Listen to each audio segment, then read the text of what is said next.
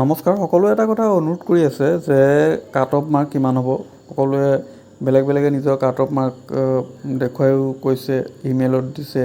হোৱাটছএপত দিছে বা নিজে দুই এজনে মোক প্ৰশ্নও কৰিছে যে কিমান কাট অফ হ'ব পাৰে গতিকে এতিয়াই অৱশ্যে কাট অফৰ বিষয়ে আলোচনা কৰাটো ইমান সমীচীন নহ'ব কিয়নো এডভাৰটাইজমেণ্টটো দিয়ক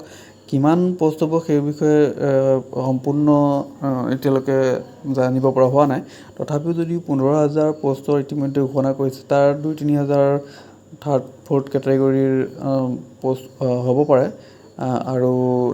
2,000 পষ্ট বেছি হ'ব পাৰে কিয়নো অক্টোবৰ মাহত যেতিয়া এডভাৰটাইজমেণ্টটো ওলায় ছেপ্টেম্বৰ শেষলৈ নোলালে তেতিয়া 2,000 পষ্টৰ বৃদ্ধি হ'ব পাৰে গতিকে আমি ধৰিলোঁ যে 13-14,000 পষ্ট বা 13,000 পষ্ট ওলাব বা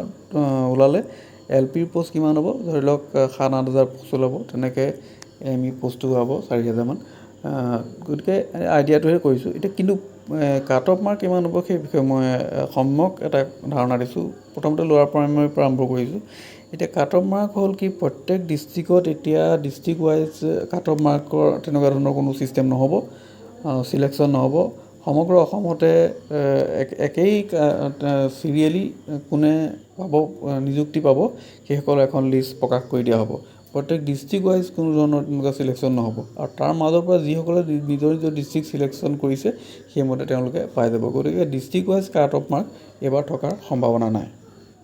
এক্সাম্পল এটা দিছোঁ ধৰি লওক এজন কেণ্ডিডেটে হায়াৰ ছেকেণ্ডেৰীত পালে ধৰক 80% পালে 80% পালে তেওঁৰ পইণ্ট আহিব 4 নম্বৰ এইটো আপোনালোকে উলিয়াই লওক আৰু টেটত যদি 75% পায় মেক্সিমাম ধৰি লওক মই ধৰি লৈছোঁ যে 75% এজন টেটত পালে তেওঁ তেতিয়া 67.5 হ'ল DLLত 80% পালে তেওঁৰ পইণ্ট হ'ব 4 গতিকে গোটেইখিনি প্লাছ কৰিলে 75.5 হ'ব মই টেটত 90% বুলি ধৰি থৈছোঁ কাৰণ এতিয়ালৈকে টেটৰ মাৰ্কছটো যিহেতু 80% বুলি কৈছে যদিও বাকী 10% ক'ৰ পৰা আহিব সেইটো এতিয়ালৈকে ওলোৱা নাই স্পষ্টকৈ গতিকে মই 90% বুলি ধৰি লৈছোঁ গতিকে 75 বা 80 হায়েষ্ট যদি হয় মানে পইণ্ট যদি সেই হায়েষ্ট পইণ্টৰ প্ৰাৰ্থীজনৰ একেবাৰে লিষ্টখনৰ ওপৰত থাকিব ঠিক তেনেকৈ তললৈ আহি থাকিব 80, 79, 78 এনেকৈ আহি থাকিব তাৰ মাজত পইণ্টটো থাকিব বহুত পইণ্ট থাকিব গতিকে তেনেকৈ চিৰিয়েলি আহি পেলাই ডিষ্ট্ৰিক্ট ৱাইজ ভিতৰত যাৰ যেনেকুৱা হয় তেনেকৈ সেই ডিষ্ট্ৰিক্টত সোমাই পৰিব আৰু যদি যিসকল ডিষ্ট্ৰিক্টৰ খেলি মেলি হয় তেওঁলোকক য'তে ত'তে তেওঁলোকক এইবাৰ ডিপ্লয়মেণ্ট কৰাৰ চান্স আছে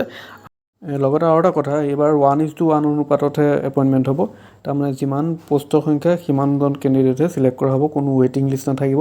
কাৰণ ৱেইটিং লিষ্ট থাকিলে পিছত যিসকলে বাকী থাকে সেইসকলে চৰকাৰক হেঁচা প্ৰয়োগ কৰে চাকৰি দিবৰ কাৰণে সেইকাৰণে চৰকাৰে এইবাৰ যিমান পষ্ট থাকিব সিমান কেণ্ডিডেটকহে নিযুক্তি প্ৰদান কৰিব